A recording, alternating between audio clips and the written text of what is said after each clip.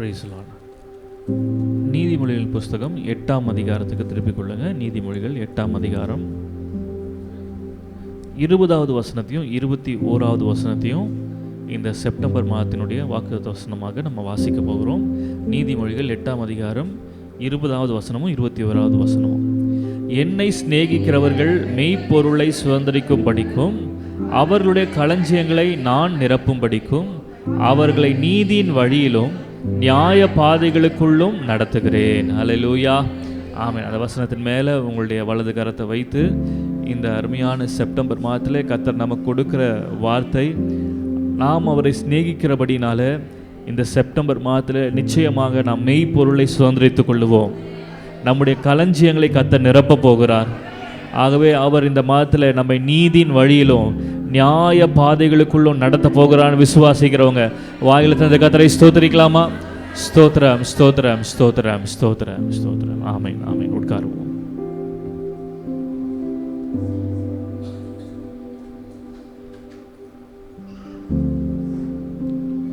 Praise the Lord. கர்த்தரை நாம் மகிமைப்படுவதாக. இந்த ஆசீர்வதிக்கப்பட்டதான இந்த அருமையான காலை இந்த செப்டம்பர் மாதம் 1 தேதியிலே ஆண்டுடைய சமூகத்தில் இந்த அதிகாலை வேளை வந்து ஆண்டவரை ஆராதிக்கும்படியாக தேவன் பாராட்டின இந்த கிருபைகளுக்காக கர்த்தரை ஸ்தோத்திரிக்கிறேன். இந்த புதிய மாதத்தினுடைய வாக்குத்தத்த வசனமாக நீதிமொழிகள் 8ஆம் அதிகாரம் 20வது வசனத்தையும் 21வது வசனத்தையும் நம்ம வாசித்தோம்.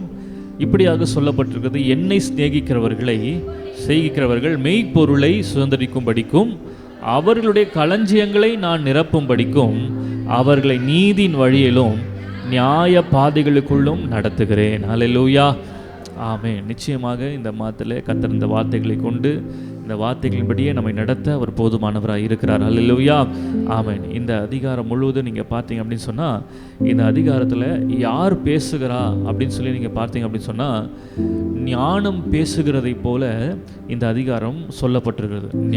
ஞானம் சொல்லும்போது நம்ம எல்லாருக்கும் தெரியும், ஆண்டவரே நம்முடைய ஞானமாக இருக்கிறார். 1 கொரிந்தியர் 1ஆம் அதிகாரம் 24ஆம் வசனத்தில் வாசிக்கிறோம், கிரேக்கரானாலும் யூதரானாலும் எவர்கள் அழைக்கப்பட்டிருக்கிறார்கள் அவர்களுக்கு கிறிஸ்து தேவ பலனும் தேவ ஞானமுமா இருக்கிறார். ஆகவே தான் 8ஆம் அதிகாரம் 1 வசனம் சொல்லுது, ஞானம் கூப்பிடுகிறது இல்லையோ, புத்தி சத்தமிடுகிறது இல்லையோ, அது வழி அருகில் உள்ள மேடைகளிலும் நாற்சந்துகளிலும் நிற்கிறது.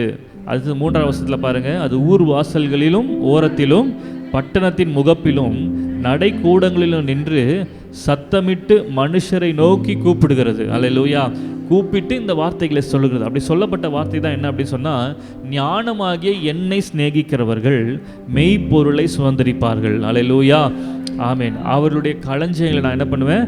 நிரப்புவேன். யாருன்னா ஞானமாகிய கிறிஸ்து. அல்லேலூயா, ஆமென். ஆகவே இந்த காலவெளியில் இந்த புதிய மாதத்துக்குள்ளே நம்ம பிரவேசிக்கும் போது ஆண்டவருடைய வார்த்தை சொல்லுகிறது போல ஒவ்வொரு நாளும் தேவனுடைய ஞானத்தை நம்ம சார்ந்து காணப்பட வேண்டும். அல்லேலூயா, ஆமென். அப்படி நம்ம அவருடைய ஞானத்தை சார்ந்து நம்ம இருக்கும்போது வேத வசனம் சொல்லுகிறது, முதலாவது ஆண்டவர் என்ன செய்கிறாரா? 21ஆம் வசனம் சொல்லுகிறது, அவர்களை நீதியின் வழியில் நான் நடத்துவேன். அல்லேலூயா, ஆமென். நம்முடைய தேவன் எப்படிப்பட்டவர்னா, நம்மை நீதியின் வழியிலே நடத்துகிறவர். அல்லேலூயா, ஆமென். நீதியின் வழியில் நடத்துகிறவர் என்று சொன்னால் வேதவசனம் சொல்லுகிறது, நானே வாசல், அவர் என்னது? வாசல். அப்போ அந்த வாசல் வழியாக உட்பிரவேசிக்கிறவங்க எதின் வழியாக நடப்பாங்கன்னா நீதியின் வழியில் என்ன பண்ணுவாங்க? நடப்பாங்க. இன்னும் சொல்லப்போனால் அவரே நம்முடைய நீதியாக இருக்கிறார். 2 கொரிந்தியர் 5ஆம் அதிகாரம் 21ஆம் வசனம் இப்படி தான் சொல்லுகிறது, நாம் அவருக்குள் தேவனுடைய நீதியாகும்படிக்கு பாவம் அறியாத அவரை நமக்காக பாவமாக்கினார். அப்போ பாருங்க, ஆண்டவரே நீதியாக இருக்கிறார். இந்த ஞானமானது நம்மை நீதியின் பாதையில் நடத்தும். ஞானம் எதற்குள்ள நடத்துமா? நீதியின் பாதையில் நடத்தும். நீதி அப்படின்னு சொன்னால், நான் ஏற்கனவே சொல்லியிருக்கிறேன், நீதி அப்படின்னு சொன்னால் தேவனுக்கும் நமக்கும் இருக்கிற ரைட் ஸ்டாண்டிங், அவரோடு கூட நானும் சமமாக இருக்கிறேன் என்கிற அந்த அறிவு தான் என்னது? நீதி. Right standing with God. இது வந்து நம்முடைய சுயத்தினால, நம்முடைய பலத்தினால, நம்ம ஏதோ செய்கிறதுனால இது கிடைக்கிறது கிடையாது. தேவனுடைய நீதியை வந்து நீங்கள் ஏதாவது ஒரு காரியத்தை செய்து உபவாசம் இருந்து ஜெபம் பண்ணி அல்லது ஒவ்வொரு நாளும் ஆண்டோடைய பாதத்தை தேடி இந்த நீதியை நான் பெற்றுக்கொள்வேன் அப்படின்னு நீங்கள் சொல்லவே முடியாது. ஏன்னா வேதவசனம் என்ன சொல்லுது அப்படின்னு சொன்னால், நம்ம வந்து தேவனுடைய நீதியை வந்து ஏதோ பணத்தினாலோ பொருளினாலோ ஏதோ ஒரு காரியத்தை செஞ்சு பெற்றுக்கொள்ள முடியாதான். இது தேவன் நமக்கு இலவசமாக அருளின ஈவு. ஹல்லேலூயா. அது வந்து கர்த்தரிடத்திலிருந்து நமக்கு கொடுக்கப்பட்ட ஒரு கிஃப்ட், ஒரு வந்து ஈவு. ஆகவே இதற்காக நம்ம எந்த பிரயாசத்தை எடுத்தாலும் அந்த பிரயாசத்துக்காக நான் வந்து நீதிமானா மாத்திரம் நம்ம ஆண்டு சொல்லவே மாட்டார். ஆண்டவர் நமக்காக பாவமானதுனால நம்ம எப்படி இருக்கிறோம் அப்படின்னு சொன்னால் நீதிமான்களாய் மாற்றப்பட்டிருக்கிறோம். அல்லேலூயா, ஆமென். ஆகவேதான் ஏசாயா 35ஆம் அதிகாரத்தில் 8ஆம் வசனம் இப்படி சொல்லப்படுகிறது. 35:8, அங்கே பெரும்பாதையான வழியும் இருக்கும், அது பரிசுத்த வழி எனப்படும், தீட்டுள்ளவன் அதிலே நடந்து வருவதில்லை, அந்த வழியிலே நடக்கிறவர்கள் பேதையா இருந்தாலும் திசை கெட்டு போவதில்லை. ஹல்லேலூயா, ஆமென். நீதியின் பாதையில் நடக்கிறவங்க பேதையாக இருந்தாலும் அவங்க என்ன பண்ண போகிறது இல்லையா, திசை கெட்டு போவதில்லை. அப்போ நான் விசுவாசிக்கிறேன், இந்த செப்டம்பர் மாதத்தில் நீங்கள் நீதியின் வழியில் நீங்கள் நடந்தீங்க அப்படி சொன்னால் ஆண்டவரை உங்களை நீதியாக சார்ந்து கொள்வீங்க அப்படின்னு சொன்னால் இந்த செப்டம்பர் மாதத்தில் எப்படி நடக்கணும், நம்முடைய வாழ்க்கையில் சூழ்நிலையில் என்னென்ன காரியங்களை எப்படிலாம் நம்ம ஞானத்தோடு செயல்படணுன்ற ஞானம் இல்லாமல் பேதையாக இருந்தாலும் திசை கெட்டு போக கர்த்தர் விடவே மாட்டார். அல்லேலூயா.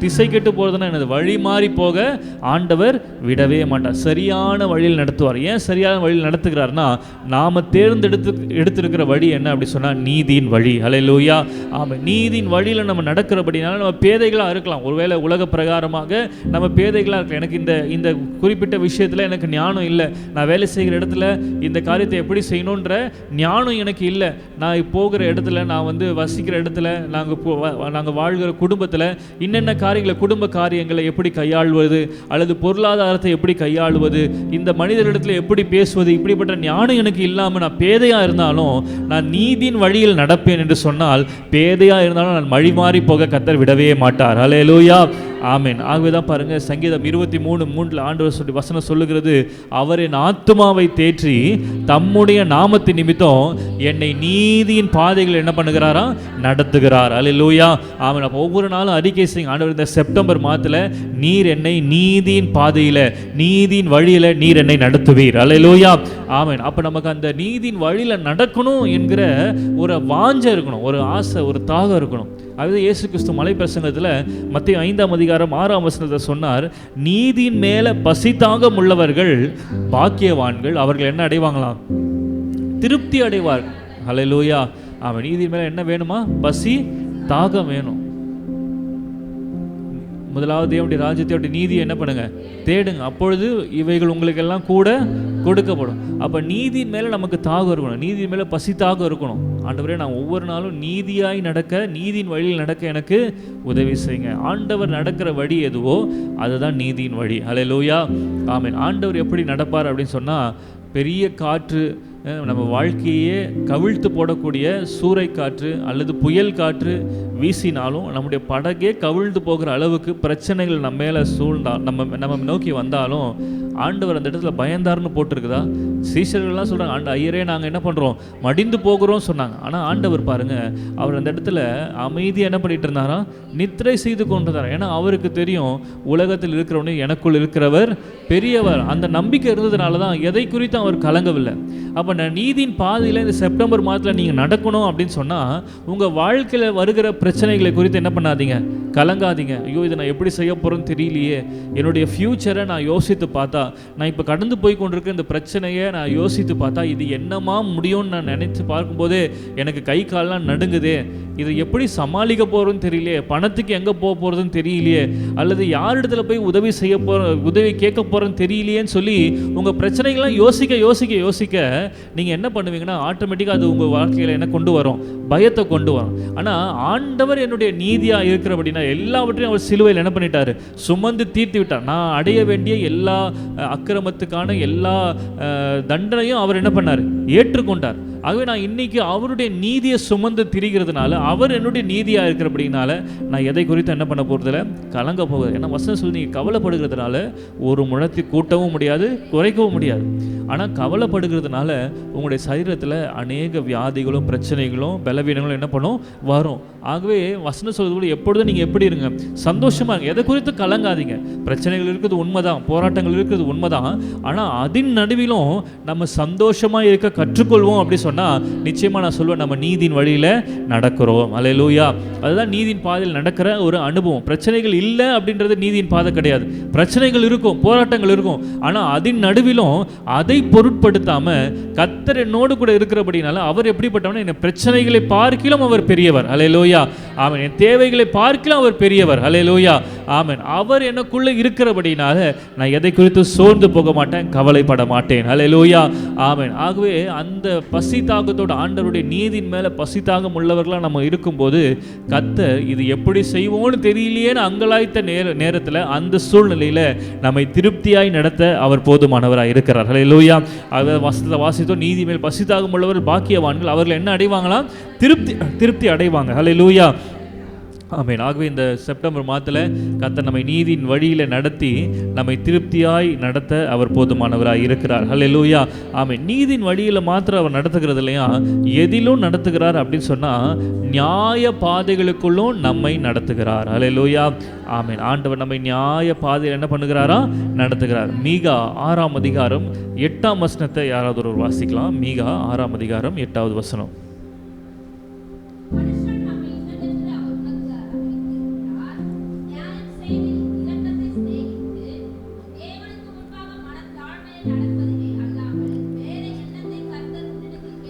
ஆமென். அல்லேலூயா.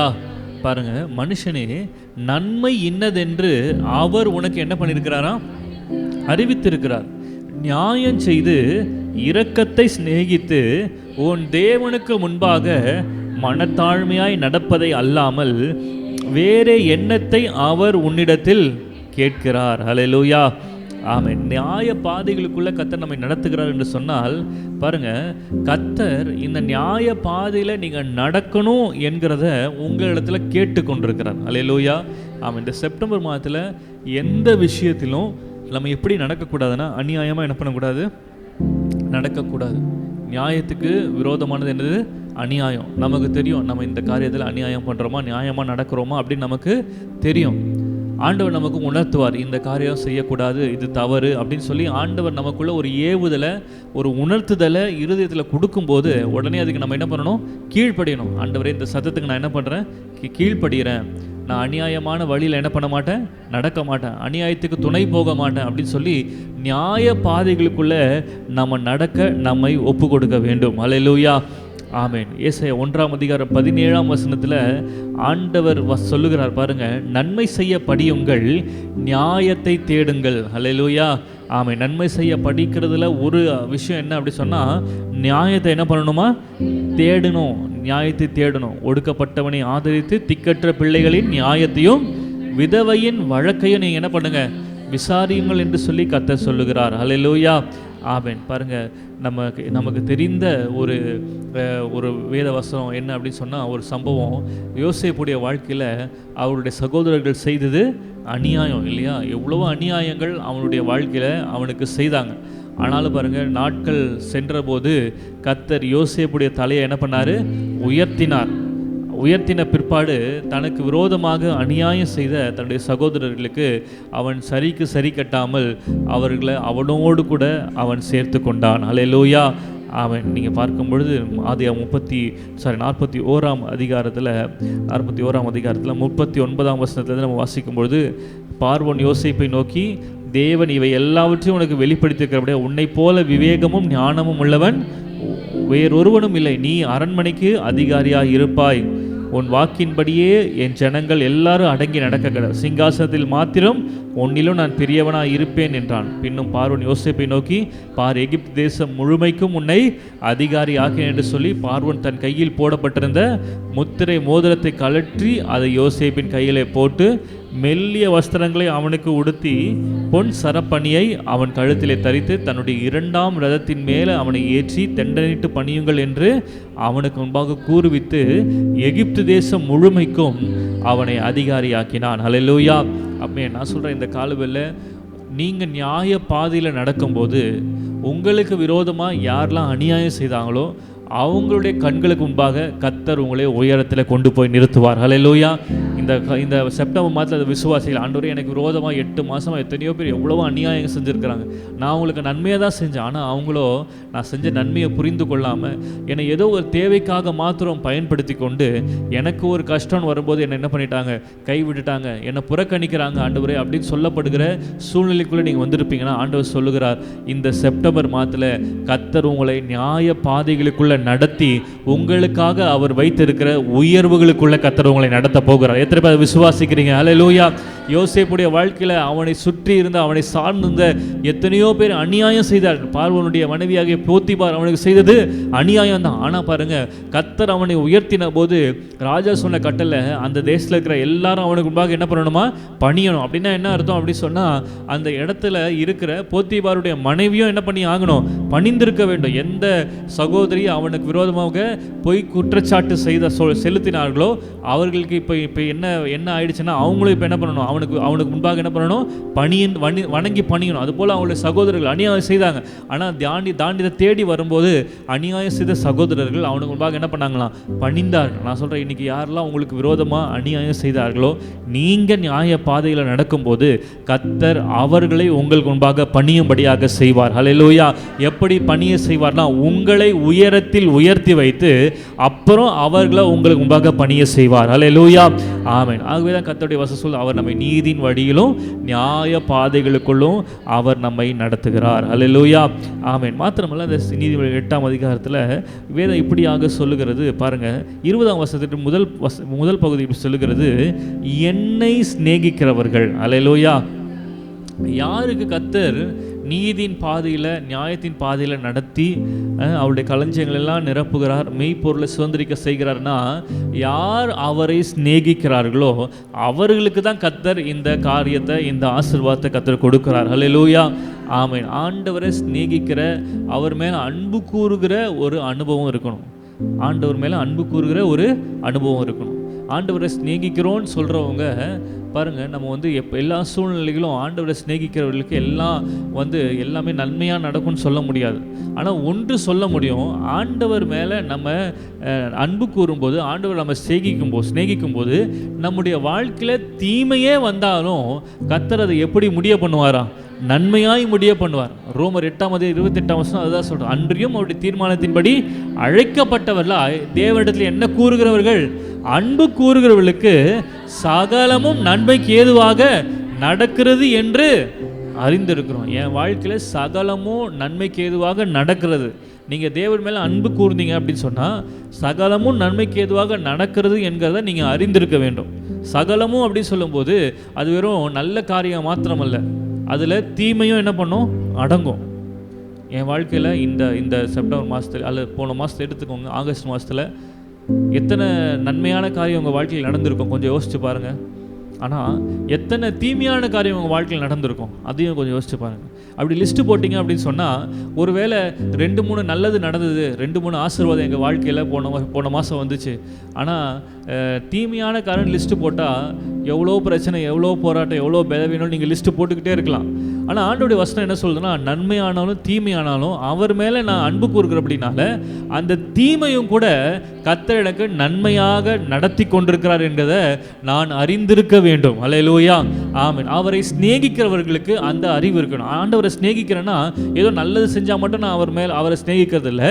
தீமையான சோதனையான காலங்களிலும் ஆண்டவரே நீர் இதை நன்மையாய் முடிய செய்வீர் என்கிறத நான் அறிந்திருக்கிற அப்படின்னா ஒரு நாள் ஆண்டவரை நான் என்ன பண்ண மாட்டேன், குறை சொல்ல மாட்டேன். ஆண்டவரை குற்றம் ஆண்டவர் ஏன் ஆண்டவர் எனக்கு மட்டும் இப்படி நடக்குது நான் என்ன பண்ண மாட்டேன், கேட்க மாட்டேன். ஏன்னா எனக்கு ஒரு அறிவு இருக்குது, எல்லாவற்றையும் ஆண்டவர் நன்மைக்காக நடத்தி கொண்டிருக்கிறார். ஹல்லேலூயா.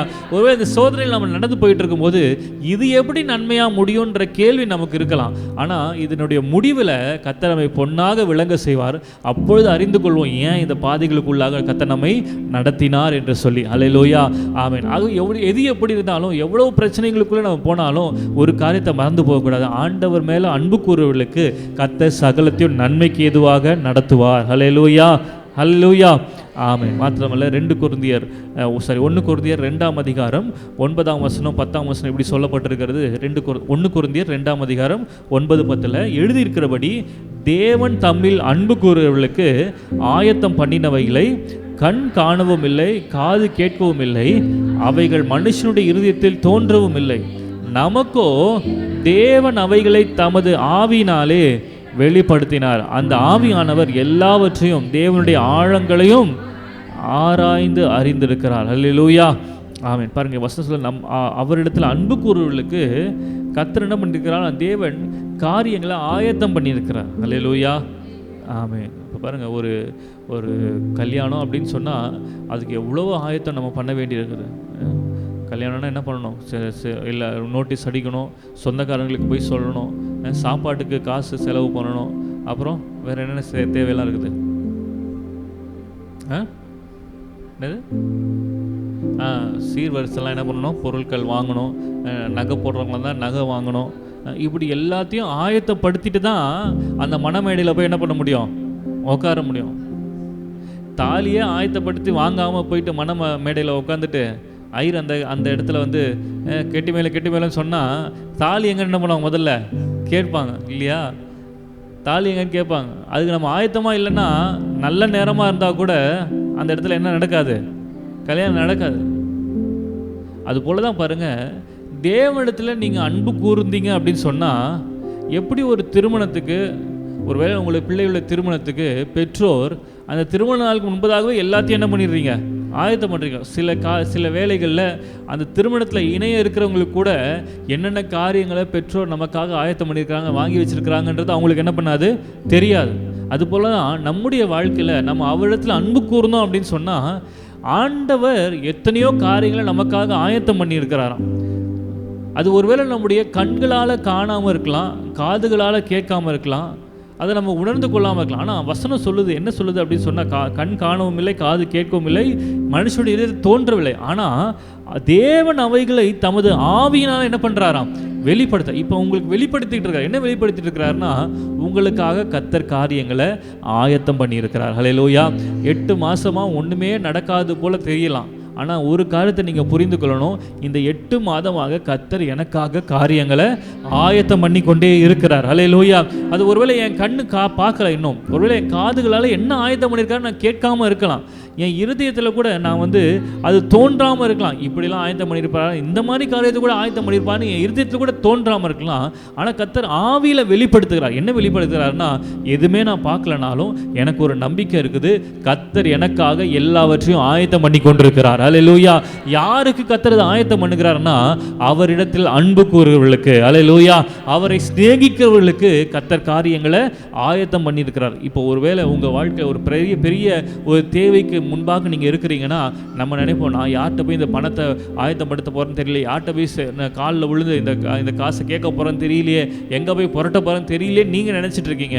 ஆனால் உங்களுக்கு முன்பதாகவே கர்த்தர் உங்களுடைய தேவைக்கான பணத்தை அவர் ஆயத்தம் பண்ணி வைத்திருக்கிறார். அல்லேலூயா. நான் விசுவாசமாக சொல்கிறேன், இந்த செப்டம்பர் மாதத்தில் கர்த்தர் உங்களுக்காக ஆயத்தம் பண்ணின ஆசீர்வாதங்களை நீங்கள் சுதந்திரிக்க போகிற ஒரு மாதமாக இது மாறப்போகிறது. அல்லேலூயா. ஆமென். நம்ம செய்ய வேண்டியதெல்லாம் அவரிடத்தில் அன்பு கூர்ந்தா போதும், கர்த்தர் நமக்காக எல்லாவற்றையும் சகலவற்றையும் அவர் ஆயத்தம் பண்ண அவர் போதுமானவராய் இருக்கிறார். அல்லேலூயா. ஆமென். அவரை சிநேகிக்கிறவர்கள், வாசிக்கிறோம் 8ஆம் அதிகாரம் 20ஆம் வசனம், அவரை என்னை சிநேகிக்கிறவர்கள் மெய்ப்பொருளை சுதந்திரிப்பார்கள். அல்லேலூயா. ஆமென். மெய்ப்பொருள் என்ன பண்ணுவாங்களாம்? சுதந்திரிப்பார்கள். மத்தேயு 6ஆம் அதிகாரத்தில் ஆண்டவராகிய இயேசு கிறிஸ்து இந்த மெய்ப்பொருளை சுதந்திரிக்கிற ஒரு காரியத்தை குறித்து அவர் பேசும்போது இப்படி சொல்லுகிறார். வாசிங்க, மத்தேயு 6ஆம் அதிகாரம் 19, 20, 21 3 வசனங்களை வாசிங்க. பூமியிலே உங்கள் பொக்கிஷங்களை சேர்த்து வைக்க வேண்டாம், இங்கே பூச்சும் துருவும் அவைகளை கெடுக்கும், இங்கே திருடரும் கண்ணமிட்டு திருடுவார்கள். பரலோகத்தில் உங்களுக்கு பொக்கிஷங்களை சேர்த்து வையுங்கள், அங்கே பூச்சாவது துருவாவது கெடுக்கிறதும் இல்லை, அங்கே திருடர் கண்ணமிட்டு திருடுகிறதும் இல்லை. உங்கள் பொக்கிஷம் எங்கே இருக்கிறதோ அங்கே உங்கள் இருதயமும் இருக்கும். ஹல்லேலூயா. ஆமென். பாருங்க, ஆண்டவர் சொல்லுகிறார், நீங்கள் பூமியில் பொக்கிஷங்களை என்ன பண்ணாதீங்க? சேர்த்து வைக்காதீங்க. பரலோகத்தில் உங்களுக்கு என்ன சேர்த்து வைங்க? பொக்கிஷத்தை சேர்த்து வைங்க அப்படின்னு சொல்கிறார். இப்போது இதை நிறைய பேர் எழுத்தின்படி அப்படியே பேசுவாங்க. என்ன சொல்லுவாங்கன்னா, நம்ம பூமியில் என்ன பண்ணக்கூடாது? சொத்து சேர்க்கக்கூடாது, நம்ம பரலோகத்தில் தான் என்ன பண்ணணும், சொத்து சேர்க்கணும் அப்படின்னு சொல்லுவாங்க. ஆனால் இது உண்மையான அர்த்தம் என்ன அப்படின்னு சொன்னால், நம்ம எல்லாருக்கும் தெரியும், இந்த பரலோகம் அல்லது தேவனுடைய ராஜ்யம் இதெல்லாம் எங்கே இருக்குன்னா எனக்குள்ளே இருக்குது. அல்லேலூயா. அப்போ எனக்குள்ளே இருக்கிற அந்த பரலோகத்தில் தேவ ராஜ்யத்தில் நான் சொத்துக்களை சேர்த்து வைக்கணும் அப்படின்னு சொன்னால் எப்படி சேர்த்து வைக்க முடியும் அப்படின்னு சொன்னால், தேவனுடைய வார்த்தை தான் விலையேற பெற்ற ஒரு சொத்தாக இருக்கிறது. அல்லேலூயா. அந்த தேவனுடைய வார்த்தை தான் மெய்ப்பொருள். அந்த மெய்ப்பொருளை உங்கள் இருதயத்தில் நீங்கள் சேர்த்து வைக்கும்போது கர்த்தருடைய வார்த்தை சொல்லுகிறது, நீங்கள் சேர்த்து வைத்த அந்த மெய்ப்பொருளை சுதந்திரித்துக் கொள்வீர்கள். அல்லேலூயா. ஆமென். உதாரணமாக, அவருடைய தழும்புகளால் நான் குணமானேன் என்கிற மெய்ப்பொருளை நீங்கள் உங்கள் இருதயத்தில் நல்ல பொக்கிஷசாலையாகிய உங்கள் இருதயத்தில் சேர்த்து வச்சிங்கன்னா, நான் விசுவாசிக்கிற இந்த செப்டம்பர் மாதத்தில் நான் சேர்த்து வைத்த அந்த பொக்கிஷமாகிய மெய்ப்பொருளை நான் என்னுடைய சரீரத்தில் அதை சுதந்திரித்துக் கொள்ளுவேன். அல்லேலூயா. என்னென்னத்தெல்லாம் நீங்கள் உங்கள் இருதயத்தில் சேர்த்து வைக்கிறீங்களோ அதை இந்த மாதத்தில் நீங்கள் என்ன பண்ண போகிறீங்க, சுதந்திரித்து கொள்ள போகிறீங்க. அப்போ நம்ம எதை நம்ம இருதயத்தில் சேர்த்து வைக்கிறோன்றதில் ரொம்ப கவனமாக இருக்கணும். அல்லேலூயா. ஆமாம். இப்படி ஆகிடும், அவ்வளோதான், போச்சு, இது இப்படி தான் நடக்கும், நல்லா தெரியுது எனக்கு அப்படின்னு நீங்கள் சொன்னீங்கனாலே என்ன அர்த்தம், அதை உங்கள் இருதயத்தில் சேர்த்து வச்சுட்டிங்கன்னு அர்த்தம். அதை சேர்த்து வச்சுட்டிங்கன்னா அதை தான் நீங்கள் என்ன பண்ணுவீங்க, சுதந்திரிப்பீங்க. அதுக்கு பதிலாக என்ன உங்களுக்கு வேண்டுமோ, உங்கள் சூழ்நிலை இதெல்லாம் நான் நினைக்கிறதுனால நடந்துருமா அப்படின்னு சொல்லி நீங்கள் கேட்கலாம். நான் சொல்கிறேன், மனுஷனுடைய நினைவுகள் எப்படி இருக்கிறதோ அப்படியே அவன் இருக்கிறான். as a man thinketh so is he. அவன் என்ன நினைக்கிறானோ அப்படி தான் அவன் வாழ்க்கை நடக்கும். வசனம் சொல்லியிருக்கிறது. இது சத்தியமான வார்த்தைகள். நீங்கள் எதை நினைக்கிறீங்களோ அப்படி தான் உங்கள் வாழ்க்கை நடக்கும். நீங்கள் நல்லது, என் வாழ்க்கை நல்லதாக தான் இருக்கும் அப்படின்னு சொல்லி மனசார உண்மையாக நீங்கள் நினச்சிங்கன்னா அப்படி தான் உங்கள் வாழ்க்கை அமையும். அப்போ உங்கள் இருதயமாகிய பொக்கிஷ சாலையில் நல்ல பொக்கிஷங்களை என்ன பண்ணுங்க, சேர்த்து வைங்க, நல்ல எண்ணங்களை சேர்த்து வைங்க. ஏன்னா இந்த மாதம் கர்த்தர் அந்த மெய்ப்பொருளை சுதந்திரிக்க போகிற ஒரு மாதமாக கர்த்தர் நமக்கு மாற்ற போகிறார். அல்லேலூயா. ஆமென். மாத்திரமல்ல, நம்ம எழுத்தின்படி எடுத்துக்கொள்வோம் அப்படின்னு சொன்னால் பாருங்கள், இந்த வசனத்தில் மெய்ப்பொருளை சுதந்திரிப்போம் அப்படின்றத ஆங்கிலத்தில் என்ன போட்டிருக்குன்னா, டு இன்ஹெரிட் வெல்த்.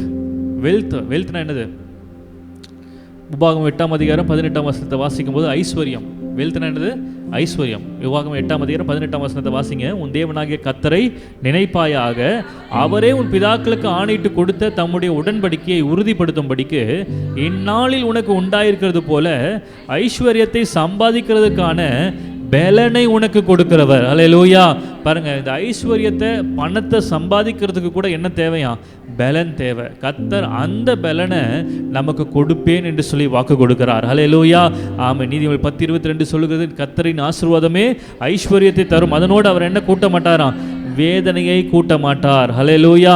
ஆமென். 2 கொரிந்தியர் 9ஆம் அதிகாரம் 8ஆம் வசனம் இப்படி சொல்லப்பட்டிருக்கிறது, நீங்கள் எல்லாவற்றிலும் எப்பொழுதும் சம்பூர்ணமுடையவர்களாயும் சகலவித நற்கிரியைகளிலும் பெருகுகிறவர்களாயும் இருப்பீர்களாக, தேவன் உங்களிடத்தில் சகலவித கிருபையையும் பெருக செய்ய வல்லவராக இருக்கிறார். அல்லேலூயா. ஆமென். இந்த கிருபை, ஐஸ்வர்யத்தை சம்பாதிக்கிறதுக்கான பலன் என்பது ஒரு கிருபை. இப்படிப்பட்ட கிருபைகளை தேவன் நம்மிடத்தில் பெருக செய்ய அவர் வல்லமை உள்ளவராக இருக்கிறார். அல்லேலூயா. ஆமென். 2 விதமான காரியங்கள் மெய்ப்பொருளை சுதந்திரிக்கிறான். 2 காரியங்கள். முதலாவது, நம்முடைய இருதயத்தில் நல்ல எண்ணங்களை நம்ம சேர்த்து வைப்போம் அப்படின்னு சொன்னால் அதை சுதந்திரித்துக் கொள்வோம். 2வது, உலக பிரகாரமாக நம்முடைய வாழ்க்கையில் நம்ம வெல்த், ஐஸ்வர்யத்தை சம்பாதிக்கிறதுக்கான பலனை கர்த்தர் நமக்கு என்ன பண்ணுவார்? கொடுப்பேன் என்று சொல்லி இந்த மாதத்தில் கர்த்தர் நமக்கு வாக்கு கொடுக்கிறார். ஹல்லேலூயா. ஆமென். இதெல்லாம் யார் பெற்றுக்கொண்டா அப்படின்னு சொன்னால், சிறந்த ஒரு உதாரணம் யாருன்னா சாலமோன். ஹல்லேலூயா. ஆமென். சாலமோன் எதை கேட்டான் அப்படின்னு சொன்னால், ஞானத்தை கேட்டான். ஹல்லேலூயா. அதுதான் நீதிமொழிகள்லாம் 8ஆம் அதிகாரத்தில் யார் பேசுகிற மாதிரி எழுதியிருக்காருன்னா, ஞானம் சத்தமிட்டு கூப்பிடுகிறது. ஹல்லேலூயா. அந்த ஞானம் தான் சொல்லுறது, என்னை சிநேகிக்கிறவர்களை மெய்ப்பொருளை சுதந்திரித்து கொள்ளும்படிக்கு நான் நீதியின் வழியிலும் நியாய பாதையிலும் என்ன பண்ணுவேன்? நடத்துவேன். ஹல்லேலூயா. 1 ராஜாக்கள் 3ஆம் அதிகாரத்தில் நம்ம இதை வாசிக்க முடியும். 3ஆம் அதிகாரம் 11லேருந்து 13 வரைக்கும் வாசிக்கும் பொழுது, ஆகினால் தேவன் சாலமோனை நோக்கி, நீ உனக்கு நீடித்த நாட்களை கேளாமல், ஐஸ்வர்யத்தை கேளாமல், உன் சத்துருக்களின் பிராணனை கேளாமல், நீ இந்த காரியத்தை கேட்டு நியாயம் விசாரிக்கிறதுக்கு ஏற்ற ஞானத்தை உனக்கு வேண்டிக் கொண்டபடியினால் உன் வார்த்தைகளின்படியே செய்தேன். ஞானமும் உணர்வும் உள்ள இருதயத்தை உனக்கு தந்தேன். இதிலே சரியானவன் உனக்கு முன் இருந்ததும் இல்லை, உனக்கு சரியானவன் உனக்கு பின் எழும்போதும் இல்லை. இதுவும் அன்றி நீ கேளாத ஐஸ்வர்யத்தையும் மகிமையும் உனக்கு தந்தேன். உன் நாட்களில் இருக்கிற ராஜாக்களில் ஒருவனும் உனக்கு சரியானவன் இருப்பது இல்லை. ஹல்லேலூயா. ஆமென். அப்படி ஆக பாருங்க, இந்த வசனத்தின்படி ஆண்டவருடைய வார்த்தை சொல்லுகிறது போல அவன் ஞானத்தை கேட்டபடினால கர்த்தர் அவன் கேளாத ஐஸ்வர்யத்தையும் கனத்தையும் மகிமையும் கர்த்தர் அவனுக்கு கொடுத்தார். ஹல்லேலூயா. ஆமென். அதுதான் என்னது அப்படி சொன்னால் மெய்ப்பொருளை சுதந்திரிக்கிற ஒரு அனுபவம். ஹல்லேலூயா. அவன் செப்டம்பர் மாதத்தில் கர்த்தர் எப்படி சாலமோனை எல்லா விதத்திலும் ஆசீர்வதித்தாரோ அதுபோல கர்த்தர் நம்மை ஆசீர்வதிக்க உண்மை உள்ளவராக இருக்கிறார். எத்தனை பேர் நம்புறீங்க? அதை விசுவாசிக்கிறீங்க? ஆமென். நாம் அவர் மேலே அன்பு கூறும்போது, அவரை சிநேகிக்கும் போது கர்த்தர் நிச்சயமாக இதெல்லாம் நம்முடைய வாழ்க்கையில் செய்வார், செய்து முடிப்பார். ஹல்லேலூயா. ஆமென். அடுத்தது சொல்லப்பட்டிருக்கிறது 8ஆம் அதிகாரம் 20ஆம் வசனம், மெய்ப்பொருளை சுதந்திரிக்கிறது மாத்திரமல்லையா, அவருடைய களஞ்சியங்களை நான் நிரப்பும்படிக்கு. ஹல்லேலூயா. ஆமென். கர்த்தர் நம்முடைய களஞ்சியங்களை, நம்முடைய வீட்டில் இருக்கிற ஒவ்வொரு காரியங்களையும் கர்த்தர் நிரப்ப போதுமானவராக இருக்கிறார். அப்படி நிரப்பணும் அப்படின்னு சொன்னால் மல்கியா 3ஆம் அதிகாரம் 10ஆம் வசனத்தை வாசிங்க. மல்கியா 3ஆம் அதிகாரம் 10ஆம் வசனம்.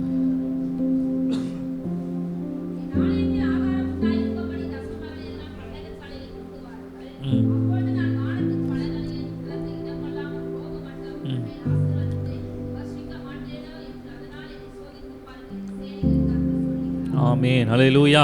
பாருங்க, என் ஆலயத்தில் ஆகாரம் உண்டாயிருக்கும்படிக்கு தசம பாகங்கள் எல்லாம் பண்டக சாலையிலே கொண்டு வாருங்கள். அப்பொழுது நான் வானத்தின் பல கனிகளை திறந்து இடம் கொள்ளாமற் போக மட்டும் உங்கள் மேல் ஆசீர்வாதத்தை வர்ஷிக்க மாட்டேனோ என்று அதனால் என்ன பண்ணுங்க, ஸ்தோதித்து பாருங்கள். ஹல்லேலூயா.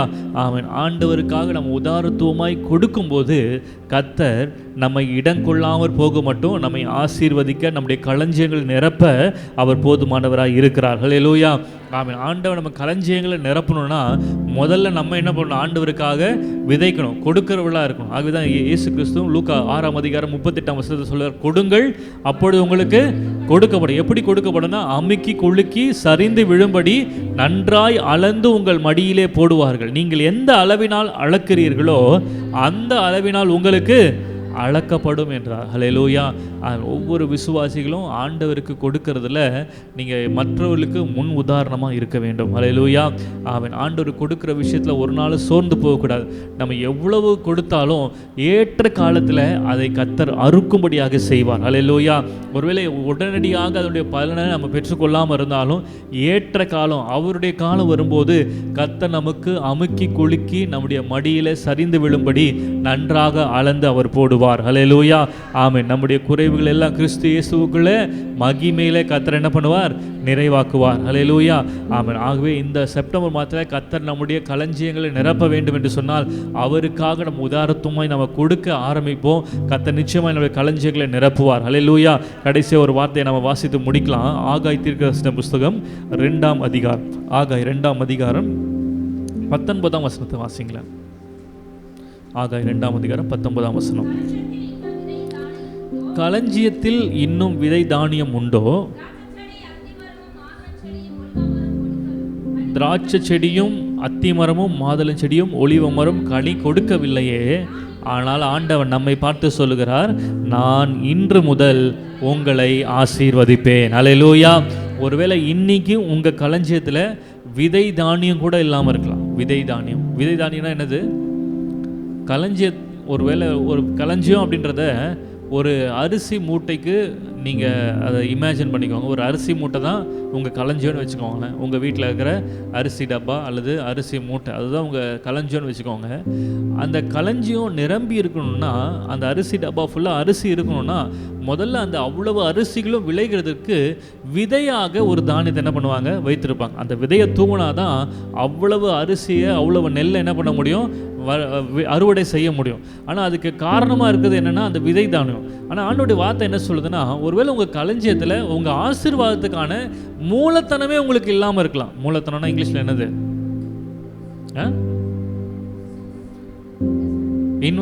இன்வெஸ்ட்மெண்ட் பண்ணுறதுக்கான பணமே உங்களுக்கு இல்லாமல் இருக்கலாம்.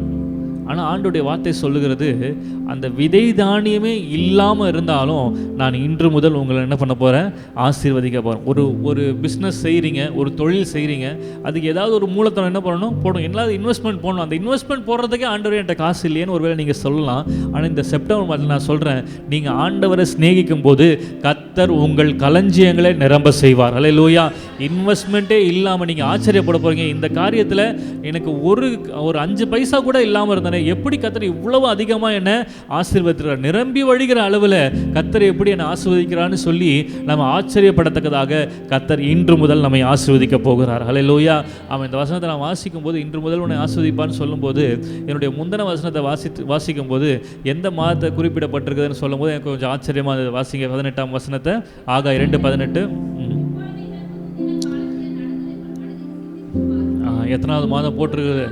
9ஆம் மாதத்தில் தான் இந்த வாசனத்தை அங்கே சொல்லியிருக்கிறார். அல்லேலூயா. ஒருவேளை அங்கே சொல்லப்பட்ட 9ஆம் மாதம் நம்ம 9ஆம் மாதம் கிடையாது தான். ஆனாலும் நம்ம அப்படியே நம்ம என்ன பண்ணலாம், குருட்டாட்டமாக நம்ம விசுவாசிக்கலாம். ஆண்டவரே நான் விசுவாசிக்கிறேன், அதில் 9ஆம் மாதம் போடுதுன்னா என் வாழ்க்கையில் 9வது மாதத்தில் நீங்கள் சொல்கிறது போல் இன்று முதல் என்ன பண்ண போகிறீங்க, ஆசீர்வதிக்க போகிறீங்க. அல்லேலூயா.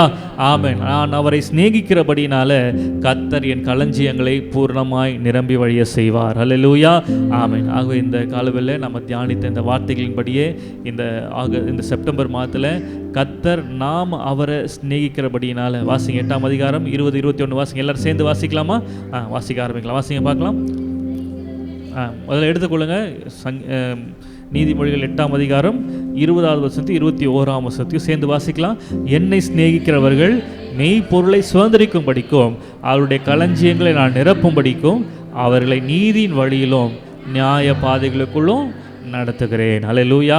ஆமென். ஆகவே கர்த்தர் இந்த வார்த்தையின்படியே இந்த மாதம் முழுவதும் நம்மை அற்புதமாய் அதிசயமாய் நடத்தும்படியாக இந்த வார்த்தைகளுக்கு நம்மை அர்ப்பணிக்கலாம். நம்ம வாசித்தது போல தியானித்தது போல இன்று முதல் நான் உங்களை ஆசீர்வதிப்பேன்னு சொன்ன ஆண்டோடைய வார்த்தையின்படியே இந்த செப்டம்பர் மாதம் 1 தேதியிலிருந்து நம்ம ஆண்டோடைய ஆசீர்வாதத்தை உணர்ந்து கொள்ள போகிறோம். அல்லேலூயா. அவர் நம்முடைய களஞ்சியங்களை பூரணமாய் நிரப்பப் போகிறார். அல்லேலூயா. நம்முடைய ஆலைகளில் திராட்சரசம் புரண்டு ஓடப் போகிறது. நாம் மெய்ப்பொருளை சுதந்திரித்துக் கொள்ள போகிறோம், ஐஸ்வர்யத்தை சுதந்திரித்துக் கொள்ள போகிறோம். கர்த்தர் அப்படிப்பட்ட ஆசீர்வாதங்களை நம்முடைய வாழ்க்கையில் நடத்த வேண்டும் என்றால் மிக முக்கியமான காரியம், நம்ம நீதியின் வழியில் நடக்கிறவர்களாய், நியாய பாதையில் நடக்கிறவர்களாய் இருக்கும்போது, அவரை சிநேகிக்கிறவர்களாய் இருக்கும்போது கர்த்தர் இப்படிப்பட்ட ஆசீர்வாதங்களை கொடுக்க உண்மை உள்ளவராக இருக்கிறார். ஆகவே கர்த்தர் அந்த வார்த்தையின்படி நம்மை ஆஸ்வதிக்கும்படியாக எல்லாரும் இருக்கிற இடங்களை முழங்கால் படிட்டு ஆண்டவர் நோக்கி பார்க்கலாம்.